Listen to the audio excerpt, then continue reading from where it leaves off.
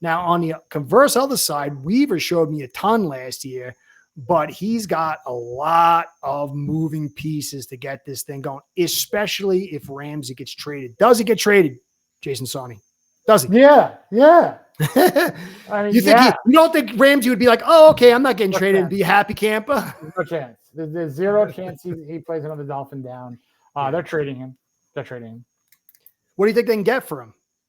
Like I mentioned earlier, if they could parlay that 2026 pick with Ramsey and maybe get a nice pick in the second and maybe a day 3, who wouldn't live with that? They can gain $12 million on the cap. And you just cut your losses with an improvement. It might not be a gain in draft pick, but you're improving a draft pick that you got in a trade back. So I wouldn't mind that. I don't think they're in the first round market, no matter how you slice it. So you trade him to a good team and you improve that 3rd rounder next year's draft to a 2nd rounder, and that becomes the 58th pick. I'll take it. Yeah. Ramsey for a 58th right now. Would you do it? Yeah. I was thinking a lot less than that. I thought they would only get like a conditional 5th or a conditional. You throw. I'm saying your package is better. Yeah. I agree with you though. Right now at raw value with what's going on, as we've seen in the market for other veterans, probably. Because we got him for a 3rd 2 years ago, and that was a knee injury in 2 years. I mean, I think he'll help a team out. I definitely think he will. And but what does that say for our secondary? We've got Kohu,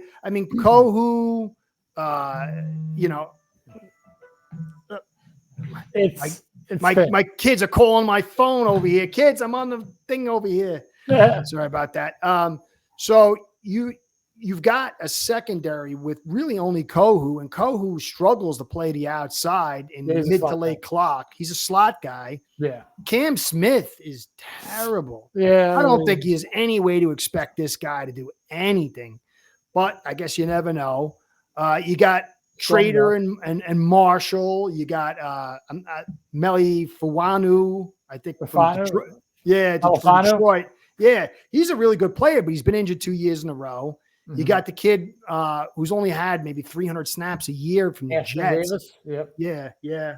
He's got some talent. So to me, Weaver has got the front. I think Chubb will finally be there. I think they should get Chubb to about 285, 290, let him play a little bit on that 4-5 tech, and then ease Phillips back in time.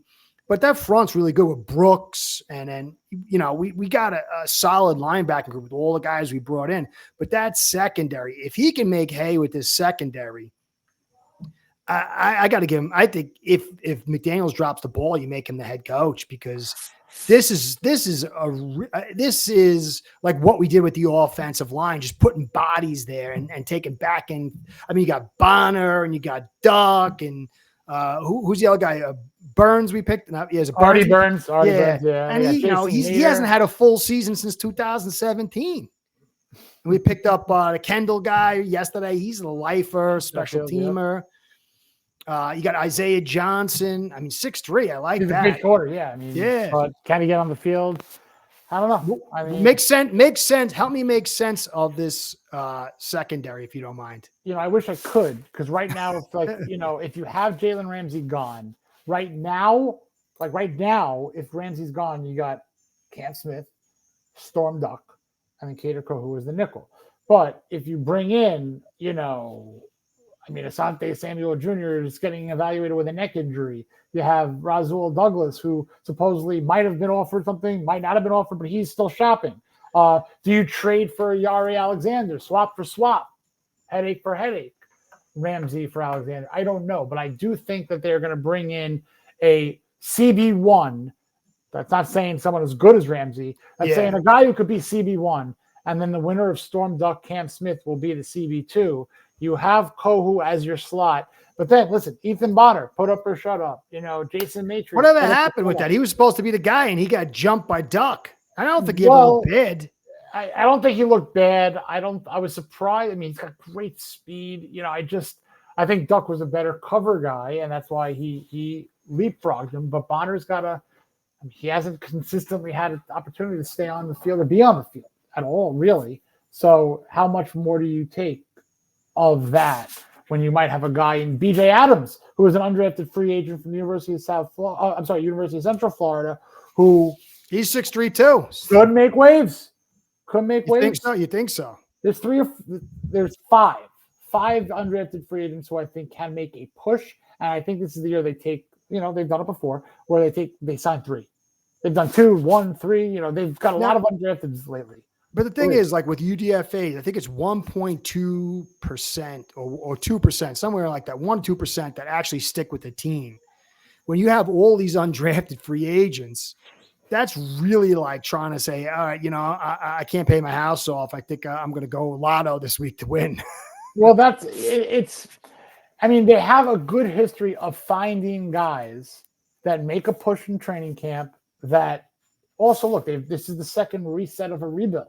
So there's been 2 years out of the last 5 or 6 that essentially, who could you name is safe? I mean, there's not 53 guys that you can name that are safe, 48, 47, but there's a battle. There is a battle. You can't tell me that every single person 6 through 10 on the offensive line is safe.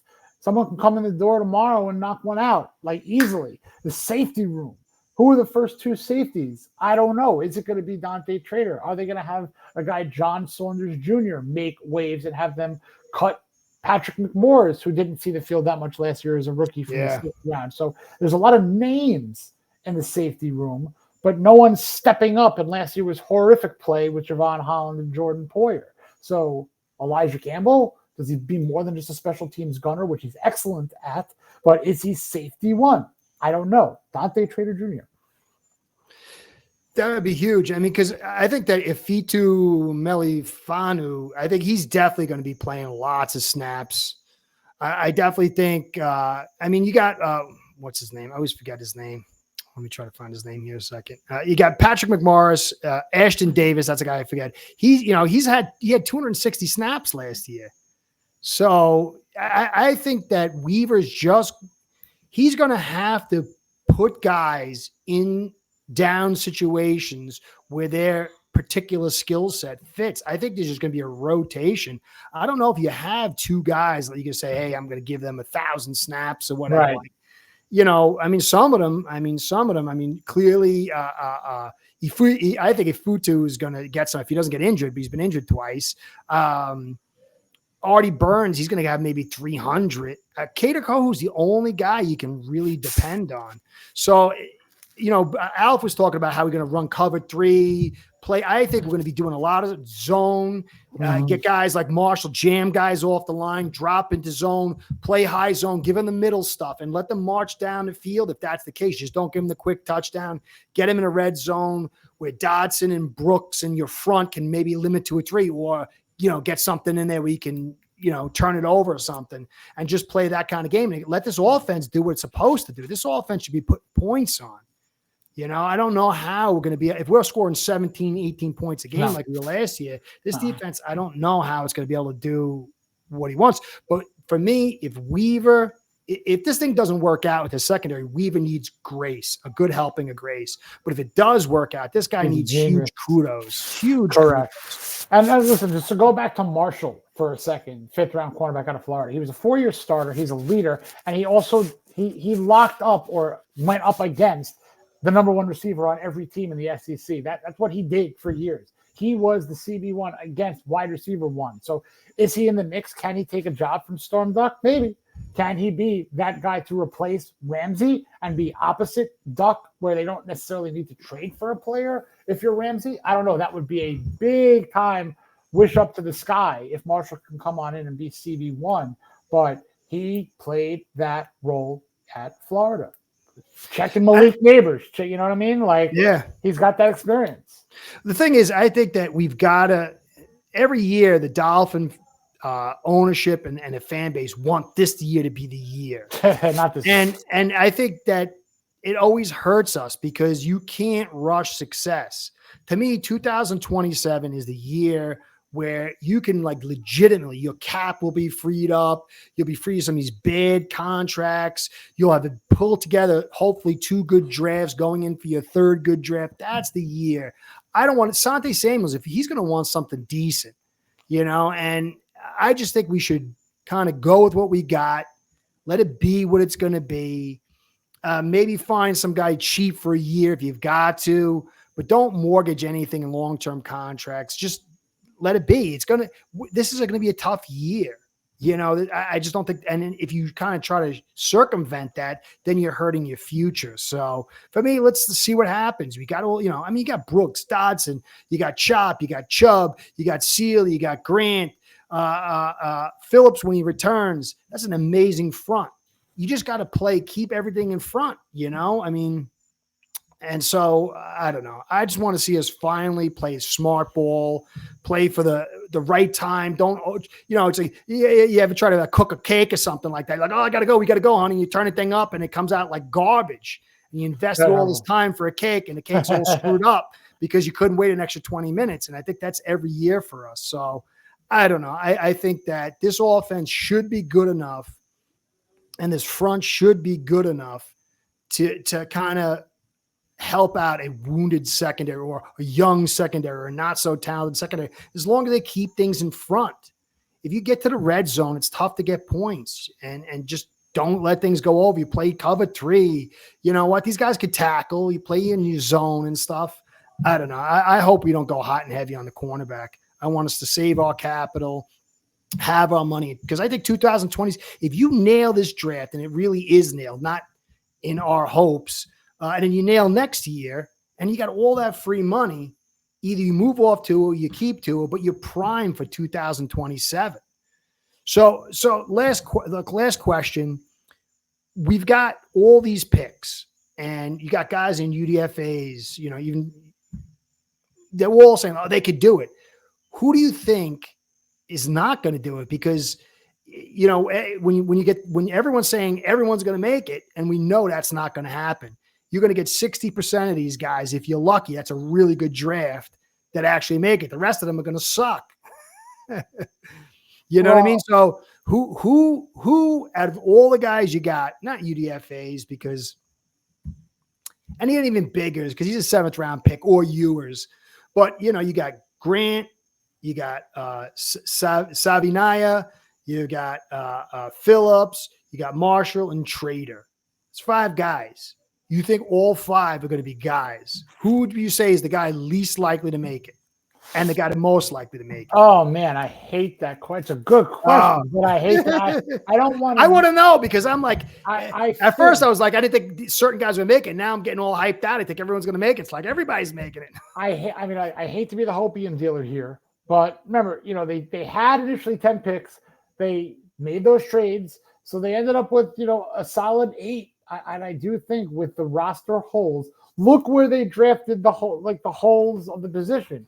It was Zach Sealer by himself, and now he's got 4 guys with the Butler addition. So you have 5 or 6 guys right now who are now names that could make this team. Well, I'm not talking about making teams. I'm talking about making impact. Because making impact immediately? Okay. No, not even immediately. Guys that are actually like Eichenberg, he made the team. Jackson made the team. But to me, I would have cut those guys. I think they're terrible. I agree there in terms of. So it's like not just making the team because you could be on a team and then guys that are really going to be players in the NFL, not great, but at least solid. I'll stick with the Dante Trader Jr. in this. Look, I'm not going to name Kenneth Grant. He's got to be good. He's supposed to be good. Yeah. Joan is supposed to be good. But of those other 6 guys, I do think that Dante Trader Jr. I'll put my money on that he's going to have a fantastic, significant. Maybe I'll push back on the word fantastic, but a very significant rookie season, significant snaps at safety, but also special teams. He could be a role player there. So I think he eventually turns into a very good player. And what's the guy you think least likely to make it? Not even least likely to make it, least likely to even meet up to their draft status? The least Who would be disappointed with? Look, I'll say just because I have to put pressure because the quarterback position will be Ewers. You're not allowed 7th round pick. No, I'm hard, dude. I'm a bad guy, dude. I'm tough. All right, so I'll tell you what. Jason Marshall, I have high hopes for, but turn that into ball production. Get your hands a little bit better. Get a bit of tackling improvement. the coverage there, the physicality, press man coverage kind of there. You said they play zone a lot, but if you can get physical, great. Interceptions. This team needs interceptions. Yeah. They need ball hawks. Who are the ball hawks, especially with Ramsey now gone? They were lower third in the league last year in creating interceptions. So the only reason if Marshall had he's got 25 passes defended in his college career, 2 picks. So it's like, wow, a couple of them couldn't have been, Yeah. But that's my only rub. That's my only knock on him. And with the parameters, I'll stick with that 5th round because I have high hopes for Jordan Phillips too. So Marshall, I like that kid. I'm really affixed to that kid. Me too. And if we could get 4 of those guys, if we could get Grant, Savinaya, Phillips, and Trader, and we bust out on Marshall, that would be that's one of the best drafts we've had in years. And don't forget Ollie Gordon. I forgot about Ollie Gordon. Yeah, I totally forgot about him. I forgot. I don't know. I love the guy's personality, but when he was in college, he didn't get the blocking, and he was kind of like not really into it, and he wasn't giving himself. And his design is straight ahead. I love him coming out of the backfield, but if we don't set yards before contact, he's going to be like a Balaj. He's going to be like Brooks. That's why those guys never work here, because we can't move guys. I love the kid. I've totally forgot him. I can't believe I forgot about him. But those backs never work here because we never have the O-line. Maybe this year, maybe with Paul and Savinaya and Farrow will get that, but he's going to need yards. He's not going to. If the blocking's even close to what it was last year, he's going to look at Wright. To me, Wright's a much better running back, and he was canceled.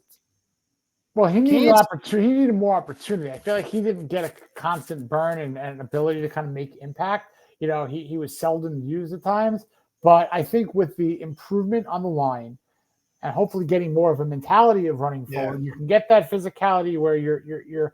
I don't. Gordon's also kind of like a pile pusher almost, and he's also a great pass blocker too. Very good pass blocker. That's what I'm saying. Very good pass blocker.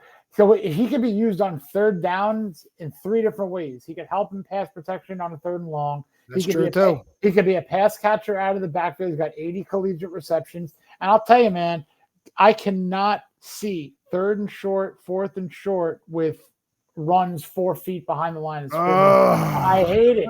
If you got Savinaya and you got Daniels, Brewer is a fantastic center now for the Dolphins. Just run forward. Just if you need 3 feet, just run 3 feet forward and push forward another one, and then you got your 1st down. It's so simple. I know. They have it now with Gordon and the increased interior presence on the line. They have it. So Achane and Jalen Wright can be your 1-2 punch, almost maybe a little like the Raheem Mostert and Devin Achane 1-2 punch from 2 years ago. But see Achane on the wide receiver routes a lot more, and in the slot too. If you have that would be sweet. Wright's got to get fed. Fed. But I think he's a 1 cut, and Ollie's about a half a cut. But those guys are all A and B gap mostly runners. So I think maybe that's why they put Savinaya on the left side. They're trying to find one side that can bully something next to Farrah Brown, because if not, I mean, Wright can't get to the edge like Mostert can. He's not slow, but he's not going to be able to outrun bad blocks. And so you're going to have to be hitting those A and B gaps with a solid regularity with those 2 backs. And then you got Madison too. He's a reliable guy in there, but he's not going to make it to the edge. Madison's I think he could be the 5th guy in the room when you consider Alec Ingold too. He's the last running back, I think. I don't know that Madison maybe not a lock to make the squad. Maybe not. He could be like a Jeff Wilson reincarnated almost, but like he's here, he's not there, he's up, he's down. I don't know. Yeah, if you look at it, he looked like maybe he wore down a little bit. If you look at his numbers, I did a whole thing on it. Looked like maybe he's worn down. So I don't know. But I can't believe I forgot about Ollie Gordon. I loved his interview. The guy was totally infectious with his personality. But now you got me all hyped up, man. You got me like living in Hopium Lane. Oh, no, everybody's going to be good. I think they were solid. I think when you look at the positions that they needed bodies for, they have paths to the team. And when you look at the theme of the type of person that they drafted, I see a lot of leaders. I see captains. I see 3, 4, 4-year starters. I see guys who Great are points. actually very, very. I don't think there's going to be a lot of headlines outside of the football game with any of these guys. Like I said about Dante Trader, a smart student. You saw what Phillips said, right? He says, anytime I wear a uniform, it's like I respect and I try to present myself off the field like I do on the field and stuff. And Dante Trader, talking about his collegiate teammate in Phillips, said that Dante Trader himself would get into the locker room and the weight room rather early, and the thing that he would hear is Jordan Phillips' music blasting. And it's almost like, all right, the early guy is saying that he's not the first guy in, and you got them both. That's awesome. Yeah, great point. You got a couple of potential future captains on this team. Well, you know what? I mean, honestly, I really try to be, sober, but I'm going to let myself be a little happy. I'm going to let myself believe. I'm going to go into this training camp and first couple of weeks and we'll see what happens. I'd be great if we had some amazing draft like that and all these guys panned out, or most of them. But to me, this is a super interesting season, not because I think we're going to do tons, but if we can even match what we matched last year with what we're doing, and this draft pans out for us to get there, then it gives us real expectations that we can do it again next year in the draft and free agency. And then that would really put us on the road to actual success. Wouldn't that be nice, Jason? It would be phenomenal. Is this the year that they win a playoff game? I don't know that I could say that safely. Nah. It's not, because did they move the needle to get 1 or 2 wins better from last year? I don't think that they did. So are we looking at a win range between 7 and 10? That's a long, broad range. But I'm going to think it's 8 or 9 wins we're looking at. I think the AFC East is going to be tougher too. It is. And look at the AFC. I mean, outside the AFC, you got the Ravens, you got the Bengals. You always got to deal with the Steelers. Chargers, and you got the Chargers, Texans. Keep on going. Exactly. So did they become Steelers if they get Rodgers? I guess. I mean, they're always teams that are just not falling backwards. And that's a franchise like that. But yeah, the AFC West is tough to contend with as well. So Raiders might be good. I think Ashton Genty is going to make the Raiders pretty damn solid. Yep, and they did well. They did well in the draft, and they have Brock Bowers coming back. Obviously, who was phenomenal. So they got position players everywhere. Besh, but that's the whole thing. Is to be the best, you got to beat the best. So that's fine. We'll see what we're made of. But I'm very excited. You got me excited. There's a lot of stuff I didn't know about these guys. So I appreciate your information. I appreciate you educating me on this. Because, I mean, the draft is, I don't know. I kind of pay attention to it. I try to dig into certain guys. But there's a lot of information. And you brought a lot of stuff to me that I did not know. And I'm sure some of my viewers did not know. So, Jason Sarney, I want to say thank you. Let us know anywhere we can find you and do the whole marketing thing. I never do. Twitter and Dolphins Wire. Very easy. Jason_Sarney. And I put up the work there on Twitter. Awesome. Thank you, Jason. Hopefully we'll see you again soon when the season rolls around. You are the man. You're a fellow New Yorker, and I truly, truly enjoy my time with you. So, guys, I hope you enjoyed. Curtis and Jason Sarney saying, be well, go Fins. Curtis and Jason out. Start building your own online sports book today by getting signed up with aceperhead.com service that'll allow you to book action on sports from all around the world.